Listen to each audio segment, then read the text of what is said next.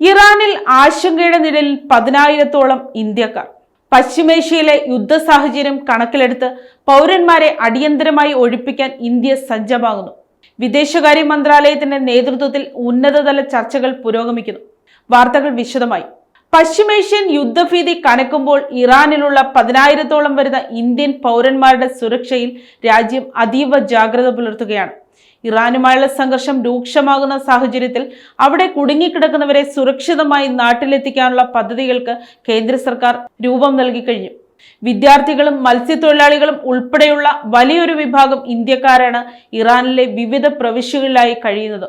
സ്ഥിതിഗതികൾ സൂക്ഷ്മമായി നിരീക്ഷിച്ചു വരികയാണെന്നും പ്രതിസന്ധി രൂക്ഷമായാൽ ഒരു നിമിഷം പോലും വൈകാതെ രക്ഷാദൗത്യം ആരംഭിക്കുമെന്നും വിദേശകാര്യ മന്ത്രാലയം വ്യക്തമാക്കി. ഇതിന്റെ ഭാഗമായി ഇറാനിലെ ഇന്ത്യൻ എംബസിയുമായും അയൽരാജ്യങ്ങളുമായും നിരന്തരമായ സമ്പർക്കം പുലർത്തുന്നുണ്ട്. വ്യോമ നാവിക മാർഗങ്ങളിലൂടെയുള്ള ഒഴിപ്പിക്കൽ സാധ്യതകളാണ് ഇന്ത്യ പരിശോധിക്കുന്നത്.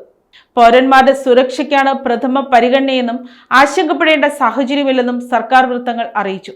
നയതന്ത്ര തലത്തിലുള്ള ചർച്ചകൾ ഡൽഹിയിലും ടെഹ്റാനിലും തുടരുകയാണ്. News desk, Kottarakkara media.